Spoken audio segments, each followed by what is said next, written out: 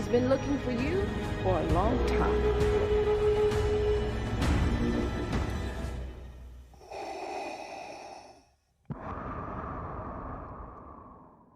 Howdy everyone, I'm Josh from TrimTV, where me and my guests talk about TV series that have ended to see if it's worth your time or if you should just trim it from your watch list. On today's episode, we are talking about the sci-fi drama miniseries Obi-Wan Kenobi, and my guest for today is Taz. Welcome, Taz. Hello there. So, having you back after the game show episode, and we did another Star Wars episode together, so it's our second Star Wars show together. Apparently, we just can't have enough of these series. Yeah, there are getting to be quite a lot of them. Some of them good, some of them not so good. Not so good. But we'll see. We'll see what we have here today. So let's just jump right on into it. So what is Obi-Wan Kenobi about? The internet kind of gives us the description. The Jedi Master contends with the consequences of his greatest defeat, the downfall and corruption of his one-time friend and apprentice, Anakin Skywalker, who turned to the dark side as evil Sith Lord Darth Vader. Grand Inquisitor means nothing. Kenobi is all that matters now. Is that understood? So that's kind of the plot the internet gives us. So let's just jump in and start talking with as minimal spoilers as we can. We'll try to keep those major spoilers for the end if we have any, and give you some advance warning. You think the less you say, the less you give away. But really, it's the opposite. How old are you? 10. You don't sound like you're 10. Thank you.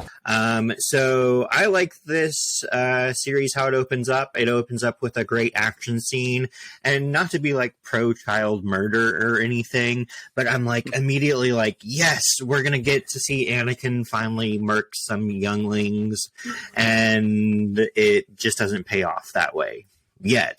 It does pay off later, but what are your thoughts as we jump into Obi-Wan Kenobi? Well, I have to tell you, Josh, my thoughts change every time I watch it, and this is a 6-episode run and I think people expected a great deal of it, and overall they were not disappointed. There are some issues that are associated with trying to shove a 6-episode series into the little timeline that they had. So there's some discontinuities. There's some non-canon, I think is the term, issues with it. But the real bottom line is 6 episodes I've watched. I've watched the whole thing, binge watched the whole thing about 3 or 4 times now. And every time I watch it, I see something different, or I take home another message. And that, at the bottom line, is the hallmark of a good series. So I liked it. I recommend it. It's not perfect. It can't be perfect. But you'll enjoy it. Okay, awesome. So it sounds like we're both pretty much on the same page. This has some storylines I'm not like a huge fan of. I thought they could have been better, but overall I did enjoy it. So when the Inquisitors came onto the screen, you probably were like, who the fuck are these people, right? Because they didn't really explain it. I knew who they were because they appear in a video game I've played. I believe it's like 2019 or 2018's, the Jedi Fallen Order game. You play as Cal Kestis or something. I don't know. Someplace somebody is screaming at me who knows that name. But you play as him, and you do meet the Inquisitors for the first time. And this game actually comes back later in the series, which I'm sure we will get to. But what were your thoughts about the Inquisitors? Do you like them? Do you not understand them? What are some thoughts on them? The fight is done. We lost. The time of the Jedi is over. Well, I'll tell you, the term was new, but it doesn't matter. Between the costumes and the actions and the music, in about 15 seconds, you knew who they were. a few lines of dialogue from the characters, and within the first minute, you knew exactly what they were. Who they were. They actually did and a pretty good job of explaining it. They jump in with that like one or two lines. That's right. This is Star Wars, so you know who the good guys are. Well, because all the good guy characters we know from the movies and the other series. But yeah, so we're not going to waste any time establishing that. Yeah, the Inquisitors are the bad guys in this particular run. You accept that and you move on. Okay. Awesome. So shortly after that, we move into the scene where we meet Obi-Wan, I think for one of the first times. He's at a meat packing plant. I know it is set up to mimic what the old whalers used to do when they were cutting up a body of a whale. So in that scene, we finally meet Anakin. We get some OSHA violations and man, I'm just telling you, if you're telling me that like your boss only ends up paying you 50% of your pay and you don't like just accidentally toss him into like a meat grinder with your Jedi superpowers, I don't know. I'm telling you, unfettered capitalism will turn me to the dark side. Well, there you go. Now let's think about this. He's packing meat in some nameless factory, part of one of many nameless workers, and people are being taken advantage of. Now, it's not like we're going back to I mean he could be in his position, he could be hanging out at the casinos, right, and using the Force to make enough money off the casinos by playing with the roulette wheel or the slot machine or whatever they do in this time and place.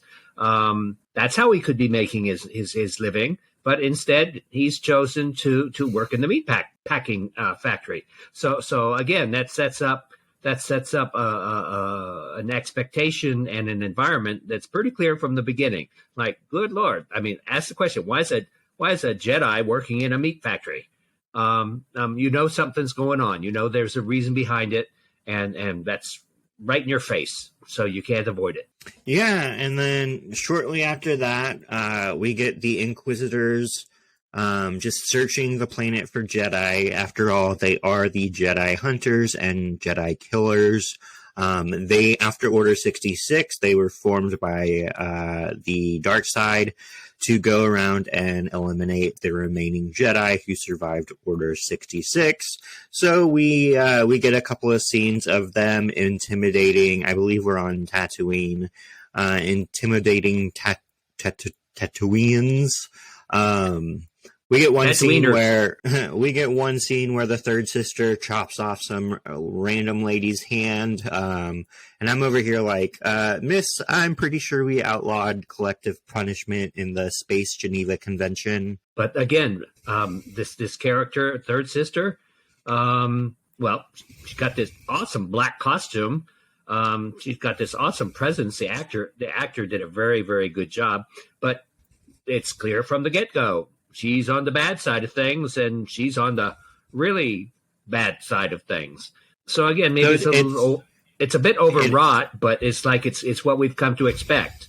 It is interesting you said that she had such a great performance, which I also agree with. I thought she was probably the best character in this, but she showed the world in an interview that like she just got hate mail from this, and people were like giving her death threats. I mean, most people attribute this to just racism. Like Star Wars fans went crazy and just didn't like the black lady.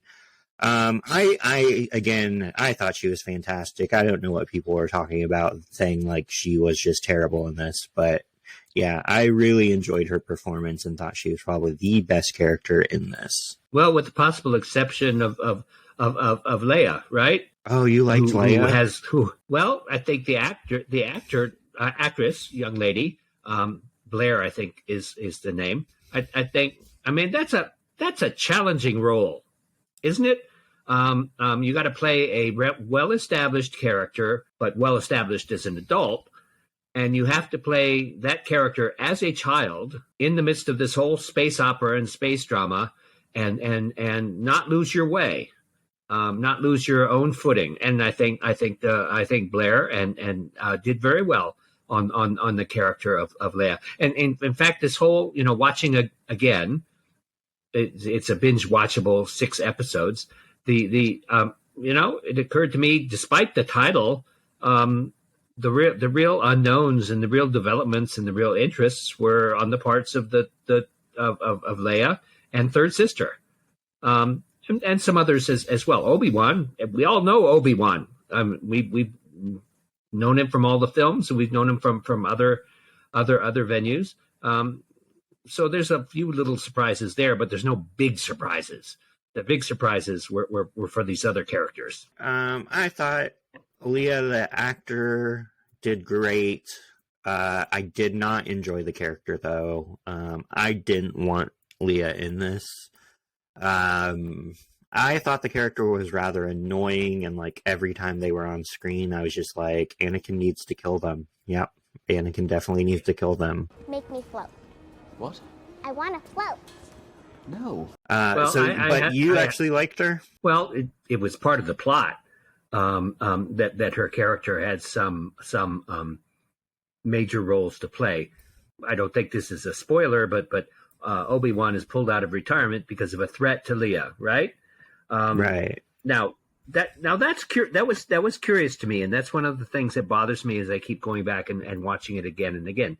Now Leia is a twin with Luke. Luke is on a farm, apparently completely oblivious to the fact that he is force sensitive or force adept or whatever you want to call it. He's just a farm boy. Leave us alone. When the time comes, he must be trained. Like you trained his father? I always get the impression that Leia, the character, maybe because of location, who her adoptive parents were, I mean, she's already in touch with her force capabilities. It's not said so explicitly, but it's like she certainly seems to be in charge of things, and if she had the opportunity to bend things a little bit her way, I bet she had no compunction against doing so. So for twins, it's like she seems to be way ahead of the curve, way ahead of the learning curve, if you know what I mean. Whereas Luke is just sitting there, running his hot rod around the desert. Historically, girls do develop faster than boys. So maybe that's where they're going with it. I guess, I always wondered why when Princess Leia was just misbehaving, why Obi-Wan just never did the, Jedi mind trick on her. But maybe it's because she is force sensitive that, he couldn't do that. Because that seems like it would just solve a lot of problems. Because a lot of this is just, her not obeying and getting them in trouble. Right. Being a bit impetuous or loud or whatever. And it's not like Obi-Wan then has, foreknowledge of what's going on. Maybe he does a little bit, but he also knows her background. So he's probably a bit standoffish because of that. Another little, it's not a plot hole. There's bigger plot holes in this, but with respect to Leia, while we're still talking about it, I'm thinking, all right, so how did she come to be put? I'm choosing my words carefully. Put in danger in the first place. How was she identified as a person that somebody would come after? Did Anakin know he had kids or no? I don't remember. No, he didn't. As far as I know, he did not. He eventually found it out, but at this particular time, as I recall the movies, the birth of these twins was kept secret, and that's how they managed to put them where they went to. Yeah, I don't know. That's a good point. I don't know if we ever got any resolution as to how they found out that they needed to get Leia to draw them out or to draw Obi-Wan out. Right. Well, I mean, and so how was the basic question is how did Leia become a target in the first place? And then maybe if I watch it a couple more times, that'll be answered. But then, if that's true, then I'm again trying not to do spoilers here, but I think that's in the trailer. Okay, and so Leia's now in danger. So her adoptive parents get in touch with Obi-Wan. That seems very reckless. Why would you? I mean, you know that there are other Jedi still around, or there's other resources that you can call upon, but instead you open up a line of communication to the person that's probably that you know is going to be a target as well. It just didn't get that little part didn't quite follow. Yeah, they knew he was in hiding because all Jedis were in hiding because it was either that or die. I don't know. Maybe it was just Leia letting it slip because I mean that girl just like fucks up everything. And it's like couldn't keep her mouth shut. Really, after like the 5th fuck up, you think Obi-Wan would have been like, "Girl, shut the fuck up. You're 7. Like, let me take care of this." But no, he is the gentleman to the princess. I am not interested in civilities. Where is he? But yeah, I don't know. I personally didn't care for the Princess Leia and the Luke storyline. I thought they could have just dropped that altogether, and this could have been like the telling of Vader and Obi-Wan becoming who they are before we get them in those movies we love. So we do get a lot of flashbacks in this. It's almost like Obi-Wan needs a space therapist for his space PTSD.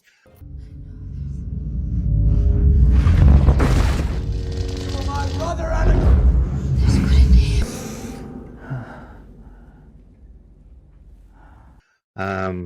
But for the most part, they do pay off. They do flash them by very quickly, though.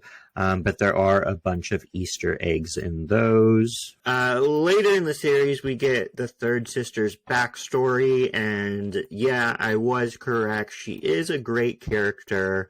They do add quite a bit of a backstory to her. Not to spoil much about it. But I thought she was great again. Loved her in this. I thought the way she interacted with every character was just fantastic. Highly recommend checking out the rest of, I think her name is Moses Ingram's work. Yes. Through the first couple episodes, I mean, there's video editing, but she carried herself on screen like a Darth Vader Jr. I mean, just the cape and the movement and the stares and the words. It was just awesome. The probes are tracking every system within range. Perhaps your feelings for your old master have left you weakened. Kenobi means nothing. I serve only you, my master. Towards the end, I think I have to say this as a criticism. 6 episodes in this series, and as you get to 5 and 6, all of a sudden people are realizing, wait, there's the backstory here we haven't told, and there are things that have to be done, and there are actions that are taken by this character that just don't seem to comport with what happened earlier. So it had a little bit of a ragged end to her character in this series. And I don't know, this is a minor spoiler, but if you let me go ahead with it, in the last couple episodes, especially in the finale, she's on the farm on Tatooine. You can edit that out if that's too much of a spoiler. And she's looking for Luke. So let's go back to the movies for a second, where we see Luke, and Luke doesn't have any memory of, what the Force is or who Jedi is really, or this or that and the other. But when he was a kid, third sister came after him. I would think that would leave a pretty indelible memory. Yeah, you'd at least be like, oh yeah, I have that weird party story of that one time I was almost kidnapped and killed. Right. And that's just glossed over. It's not even, it was one of the biggest non sequiturs, and I don't call it a continuity error. It's just like, okay, how late were you writers up trying to dream up this particular scenario? work on it a little bit. Have a memory wipe or something. Yeah. We do get a lot of scenes with Vader in it, and I will say that Hayden Christensen and just everybody did a great job with Vader. He was so intimidating, and a lot of this is actually filmed like a Vader horror film, which is a great tone shift that I thought was appropriate, because he is like a big, hulking, scary dude. So I thought like just all the shots with Vader were just beautifully done.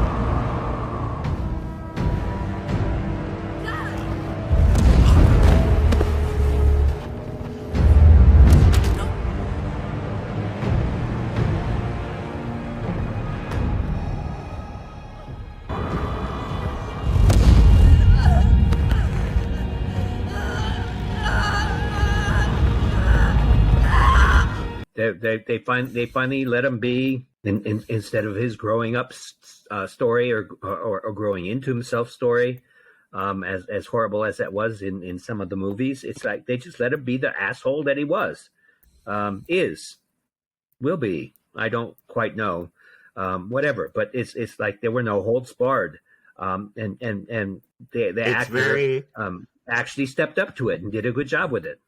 It's very much the story of Obi-Wan's monster. It is a monster that Obi-Wan created, even if he did not mean to. It is one of the monsters he created, and now he must, reconcile that and deal with that as the monster literally chases him down. I am what you made me. So this only has 6 episodes, so there's not a lot to get to it. It does end on, I thought, a little bit of a cliffhanger. It sets up like it does have a season 2, which is why I was surprised when I found out it was just a mini series. So what do you think, about how this ended, without giving too much away? I did a little research, all right? $25 million per episode to make this. A lot of CGI, and the CGI showed, and the advances in how that was done showed too. It was really, really well done. You want to go to a season 2? You want to get these same actors back? It's going to cost a lot of money, because they realize that they are now, I don't want to sound greedy or whatever, they're bankable, okay? So it would it may be good for their careers, or it may be ultimate typecasting. I bet that the people trying to make a decision about whether there's going to be a season 2 or not are going to look at the costs of production, the costs of getting these actors, and quite frankly, if they can get writers that can squeeze in another little story in this same little time frame. That's my biggest worry. They really need to introduce some new characters. They need to introduce some new backstory. They need to up the level of their writing, not have so many plot holes. Those are all challenges. So I give it a 50-50. It'd be fun to watch. Oh, this definitely is not getting a season 2. They've already said it's just a mini-series. Oh, all right. Well, probably for the reasons I outlined, it would have been fun to watch, mainly because there's inexhaustible demand for this. And if they go someplace else in the timeline, they're going to have the same problems as this one had, in terms of fitting things in. I think they end up bringing this back as a 3-series movie, or at least a movie. This originally was going to be a movie. And then when the Han Solo movie flopped, that is when this got canceled as a movie. And then The Mandalorian did so well, they finally, after years and years of people begging them to have an Obi-Wan property, they finally brought this one back. So let's take a deep dive into some of the interesting things about the Obi-Wan Kenobi show, and then we can finish up with whether I think it's a treat or a trim from your watch list.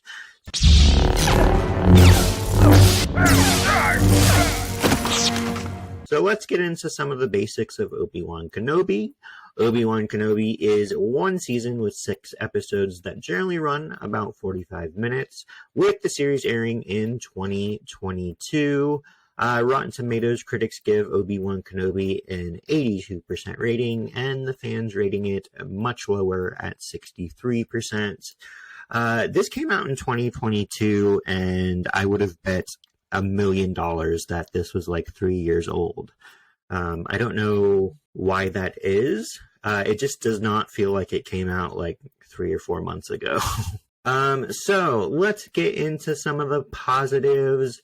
I'll go ahead and start off. I do really like that Disney's using these miniseries to sort of like expand stories from the past and fill in gaps. I do really enjoy that they are doing that, even though some of the stories they've put out I haven't necessarily enjoyed, like the Book of Boba Fett. But I don't know, like, I guess applause for the attempt. So what are some positives that you take away from this series? Well, they focused on really one of the 2 main characters. I'm going to correct that. One of the 3 or 4 main characters that they had anybody to deal with. You can do Luke, you can do Leia, you can do Han Solo, you can do Obi-Wan Kenobi, or you can do Yoda. So which ones of those, given the timeline that this takes place in, which one of those do you want to grab? So in this particular one, they grabbed Obi-Wan Kenobi, and you saw Leia played a significant part and Luke a very, very small part. So we've gotten 3 out of the 5. They did the best they could. It's a little mine that can be mined, and a little mother lode of backstory and information. And I think pretty good. 6 episodes was about right. It's hard to do. The writing has to be top notch, and it struggled a little bit. But it was fun to watch. Not so much fun if you hadn't seen any of the movies. Not so much fun if you weren't already a fan. If you are already a fan, I think you're going to find the things that disappoint you, which is why the ratings from fans were a little bit lower. But it had its own self-contained story, probably milked for all that it can be. But that still leaves you 2 characters, doesn't it? All right, that still leaves you Han Solo, and it leaves you Yoda. All right, well, Mandalorian went with that a little bit, but that's Baby Yoda. I'm sorry, Grogu, and a different timeline entirely. So if they want to go down this again, Solo has his own solo movie it takes place a year after this takes place. So they have addressed his character as well. So they have that one already. Well, that leaves 1 then, doesn't it? Yep, Yoda.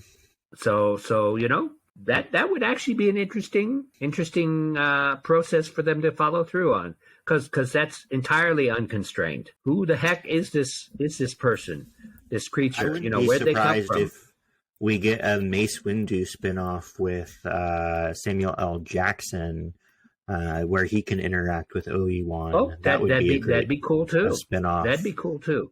But and the same length with the same budget with the same ideas, that'd be great. A little bit more careful on the writing. I'm going to have to come back to that, and go from there. Right.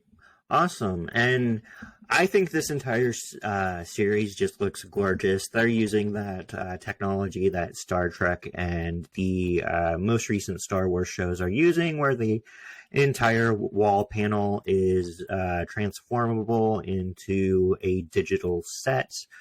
So everything looks just lighted beautifully, and everything looks real. You really get that sense of immersion, and you don't really get any of the CGI that ever really pulls you out because it just looks too fake. Or at least I didn't see anything that I thought looks just out of place as being way too fake. So what did you think about how this show looked? The technology is really good. I think the acting was good. Pretty much, I'll say across the board. In fact, a stormtrooper actually shot at something and hit something in this particular series. So that was a major step forward for me. Oh yeah, this might be one of the first small spoiler. This might be one of the first stormtrooper killing people deaths we get in Star Wars. They do traditionally miss everything, which I again thought that was one of the positives. I like when we kill off like at least minorly important characters. Just too many of these war movies just keep everybody intact, and that's not really the realities of war. So I like how Obi-Wan handles a couple of the situations. There's one time where he gets captured and he just is basically like, I've got to find Leia. And, I know I'm the strongest person on this planet. I'll just let them capture me and then, use all the force I need and, basically outsmart them. I thought that was pretty clever and something we don't normally get in a lot of Star Wars. Did you truly think that you could defeat me? You have failed. But I have to ask you, where did he hide his lightsaber? Yeah, I don't know. I don't know either. Hopefully nowhere where he could accidentally press that button. Let's see. I really did like the water scene. There's at one point they go to a base on a water planet where basically it's like an oil platform where out in the Gulf, imagine that, but it's like a military base. And then the base goes all the way underwater. And they have a really, really cool scene. Obi-Wan ends up breaking into the base for certain reasons. And he ends up getting seen by the Empire, and he ends up killing a whole bunch of enemies using water pressure. Which is something we haven't seen them do in live-action Star Wars. But, like I was telling you about the Jedi video game, I believe Fallen Order, I believe is what it is called, you actually go to that planet on that base and you kill enemies that same way. So they directly ripped that scene out of a video game and put it in live action, which I thought was very interesting and probably an Easter egg a lot of people didn't know unless if they played that game.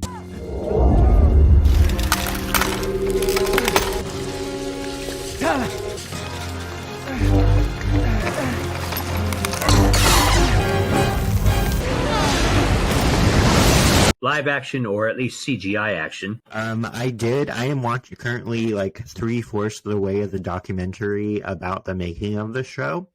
And right. It is actually water that they use. Cool. Yeah.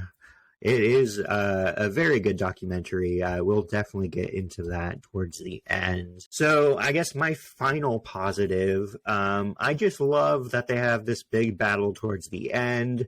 There's a whole bunch of refugees trying to get out of this refugee camp, and Obi-Wan pretty much brings the bad guys to their doorstep unannounced. And we get this really, really great battle scene, and we get this, the finally deep delve into the third sister's backstory, which I thought was just phenomenal.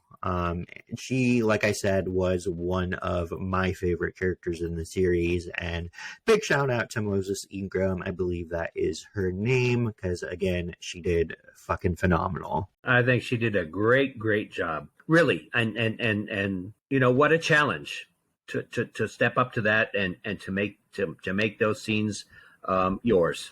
So yeah, kudos to her. y'all gotta stop sending death threats and like nasty messages to actors. Like, they're playing a character, and if you don't like it, they're probably doing a good job. Because, like, you're not supposed to like her. So, again, I think a lot of the negativity she was receiving was just some racism. So, we got to do better, guys. So do you have any other positives you'd like to expand upon, or shall we go into the negatives? Well, this is a positive thing. Watch it several times. Watch the whole thing several times. Watch it from start to end, and then take a few days off, and then go watch it again. We did that with the movies. Really, we did. You'd put them aside, and then you watch them again. You see something different. You'll see something different in this each time you go through that and watch it. So it's good enough to do that. Awesome. I actually recommend that as well. You do pick up things the multiple times you view it. And this is one you can certainly have fun with. So those were some of the positives we both liked. Let's jump into some of the negatives. I'm just going to start off with okay, Obi-Wan is one of the top generals in the Jedi army, or he's one of the top generals before Order 66, and he has to go into hiding, and he just I don't buy him being able to just disappear. Someone's gonna be him walking down the street, and someone's gonna be like, "Holy shit, that's that guy, that's Obi-Wan." Yeah. Well, so I thought that was a pretty big plot hole. Well, there you go. It's but he chooses to go into hiding. But he is an important person. He is a person people depend on, and yet his own personal decision was to go into hiding. You're looking for somebody else. What are you doing here, Obi-Wan? My name is Ben. That's not quite. It doesn't quite follow. But go into hiding and also look after Luke, right? Like other Jedis that are remaining would not also be looking after Luke. And I wonder if it's not so much went into hiding as he is actually seriously clinically depressed. I mean, he just killed his apprentice. So I wonder if they're playing it off as he's in hiding, but again, he needs to see a space therapist. Yeah, really. So yeah, that was the whole motivation at the front end. It could have taken 2 or 3 minutes to explore a little bit. Yeah, sit down with your space therapist, talk to yourself, inform your audience. Yeah, but yeah, going into hiding conveniently on the planet where Luke is, knowing that somebody may eventually come for Luke, probably not the best strategic choice. Yeah, and just to jump back into a positive real quick, and because I, historically did not like Princess Leia in this, I'm actually glad we didn't focus on Luke that much in this. Even though I didn't really want Princess Leia in this, I'm glad it just didn't turn into a Luke show, because we have a lot of those already. Right. So to jump back into the negatives, this whole series could have been avoided if Obi-Wan had made sure Anakin was dead on Mustafar, I think it was, whatever that fire planet was. I'm just saying, if you ever have to kill somebody, just go back and make sure they're dead. You should have killed me when you had the chance. That's a criticism. As you watch it, you have so many fights, and my God, nobody ever dies. Well, a few expendable red shirt type characters die, but Darth Vader has a fight with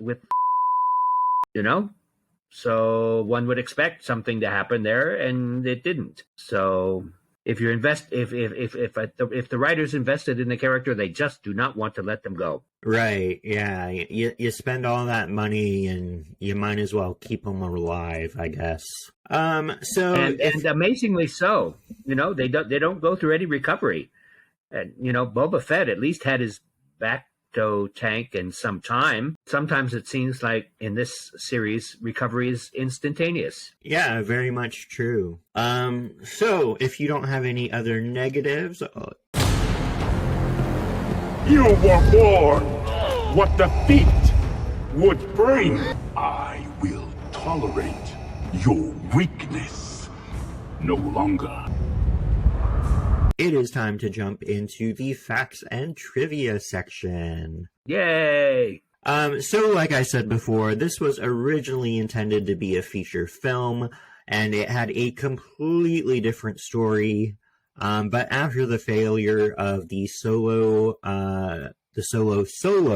film, which was the Han Solo spin-off, this was shelved until we got this mini-series. So I do think this gets a movie, at least once, because this was a fairly popular series. I think this mini-series was like the tester for them to be like, see, we could do a movie. So this is set approximately 10 years after Star Wars Episode 3, Revenge of the Sith, and approximately 9 years before Star Wars Episode 4, A New Hope. So that sort of places it on the timeline for you. And like I did say earlier, this is around the same time as that Han Solo film.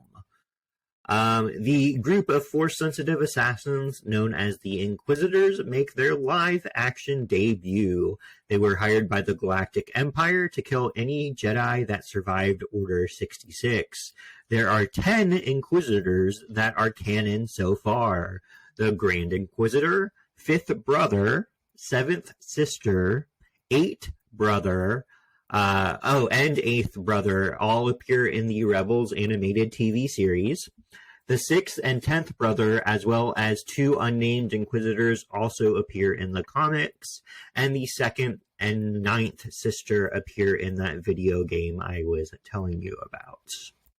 So those are some of the fun facts I had that I liked.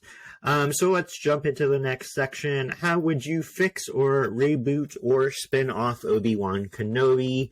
You've heard some of my ideas so far. I do have another one, but I want to hear your thoughts. So what would you do to fix, spin off, or reboot this show? Prepare my ship. I will face him alone.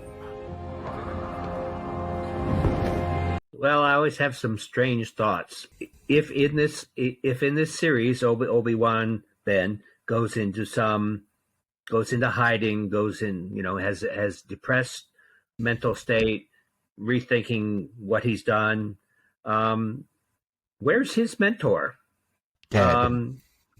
Well, that's right. But we do get a brief cameo, do we not? I think that could have been expanded.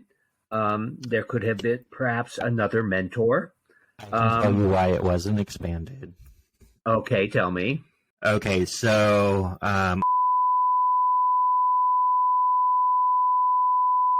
he makes an appearance, which he was Obi-Wan's mentor in the film against Darth Maul. What is that? Episode 3, Revenge of the Sith, I believe. He gets killed in that film, but he does make an appearance in this series. The deal he had, he said, yes, he would love to come back, but only as a feature film. So they were really actually lucky to even get him to cameo in this, because he said specifically he will not appear in the series. He wanted feature film or nothing. There you go. Well, we had a whole bunch of other Jedi sitting around the council table. There could have been another mentor, presuming they didn't. They survived Order 66. I mean, you asked, what could we do to maybe change it a little bit? I mean, just not giving up, throwing up your hands and disappearing would be one thing. It could still be a struggle, but you still have to have somebody to talk to and to listen to. And I think that could have been that could have been part of the series. Okay, yeah, I definitely could get down with that. So here's how I would fix it. You've already heard some of my ideas earlier, but the one I came up with is Kumail Nanjiani is in this. He plays a trickster Jedi. I honestly wanted him to play a much bigger part. I would have gotten rid of the Luke and Leia storyline altogether, and this really would have been Obi-Wan taking on that role of master again, with Kumail as his apprentice. Kumail would have injected comedy into this, and he was recently in a superhero movie, Marvel's Eternals, so he does have those fighting chops as well, I'm sure. So I just would have loved to see that apprentice-master relationship between them, and I wanted them to take on the third sister and Vader and get some just awesome twists and turns. Much like the show that has some of these same twists and turns towards the end of it, it would have fit beautifully with that as well. So there are my thoughts. You have something else, Taz? Well, I was going to say, following up on what you just said, right. One interesting twist. So this guy is your character that you focused in on. Was essentially a con man or a sham, but based on some previous shows, what could happen or what direction could be taken if he found out that actually he was Force adept or Force sensitive, and yeah, he was a con man on the surface, but he did have some talents, and if he had a mentor, those could have been developed, so it was not just like all a ruse, not all a shell game with him. So that would have been most interesting. And I feel like we could have got some great choreographed stuff with him, where they incorporate that sleight of hand and just like other, basic magic tricks, because he is really just like magic in quotes Jedi, where he is more magician than Jedi. If you recall a previous. It was a movie, right? Rogue One, I think, about there was a blind samurai warrior. Yeah, and I forget his name. But he kept saying, "The Force is with me. The Force is strong within me." That's the sort of riff that could have been followed through on. Okay, awesome. Yeah, I definitely agree that would have been great to see. So let's get into the ratings. Everybody wants to know what we thought of it. So I'll let you go first on a scale of 1 to 10, with 1 being terrible and 10 being just awesome. What do you think this is? Why do you think it? This is your time to tell them, why they should go and watch this one. I'll give you 50. Or not watch it, whatever you think. I'm giving it an 8. If it was standalone, I'd give it a 6 or a 7. But, the entire world has watched the movies, all of them. They've watched the other shows. They've watched this and that and the other. It's worth an 8 just to see how this fits in. Okay. I actually agree with you 100%. This is an 8 for me as well. You have done well. This isn't necessarily the storylines I would have chosen if I was writing this. Again, I would have dropped all the kids. You think you're droids? It's good manners. You don't need manners when you're talking to a lower life form. Then I guess I don't need manners when I'm talking to you.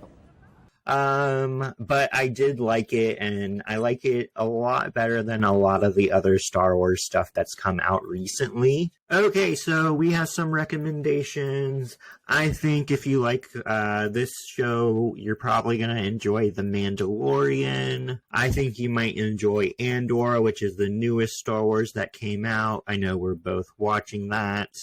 Andor is a slow burn. They really make you feel the oppression before they give you that release of the rebellion foreman. So I thought it's pretty good. It does require multiple viewings probably, but check that one out. A non-Star Wars recommendation, The Expanse. I think it's the best sci-fi that isn't Star Wars. And then again, as I was saying before, the documentary Obi-Wan Kenobi, A Jedi Returns, which is the making of the show, is fantastic. It is probably like a 9 or a 10 for me. I am almost finished with it. It is very, very fascinating.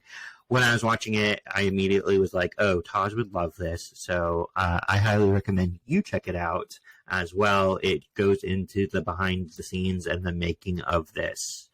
So do you have any recommendations? Maybe something you're enjoying? Doesn't even have to be a TV show. Could be just something you're into. Well, just a comment in general. We're talking about a show that fits in with a genre that covers how many years? 30 years? 40 years, maybe? I was going to say a millennia. If I compare it to Star Trek, and then that was in the 67, 68 time frame. The people who are writing this, both of them, the people who are acting this, the people who are marketing this, the people who are responding to this, that is the audience, are quite different now. So the fact that these shows, both of them, can still reinvent themselves, rewrite themselves, resell themselves, still be enjoyed by literally new generations of people, second generations on now, is just amazing to me. And so there's always, and I'm part of those. I'm part of that very, very first generation that watched the very, very first Star Wars movie, watched the very, very, very first Star Trek on TV, broadcast TV, over the antenna. And I can still enjoy these. And I think that's a testament to maybe something that maybe both of them reach towards and try to tell the stories about. So the little quibbles about continuity and not canon or this and the other, I just put them aside. I'm just going to enjoy them now as much as I did enjoy them before. All right, awesome. So thanks for listening and tuning in, and thanks to Taz for being the guest on this week's show. Taz, I know you don't have anything to promote and you don't have any social media. So we'll jump to mine. My social media on Instagram is Josh Trim. If you want to get in contact about being on the show, come talk TV with me, whether it's an in-depth show based like we just did, or one that is a genre based where we talk about multiple shows. Come let me know what you guys are into and what you want to talk about, and we will get it scheduled. Again, you can follow me on Instagram at Josh Trim, and you can get in touch with me there if you want to be on the show, or you can also email TrimTVPodcast at gmail.com. And we will see you next time, and I promise it won't be Star Wars. Probably. You are of no further use. Goodbye.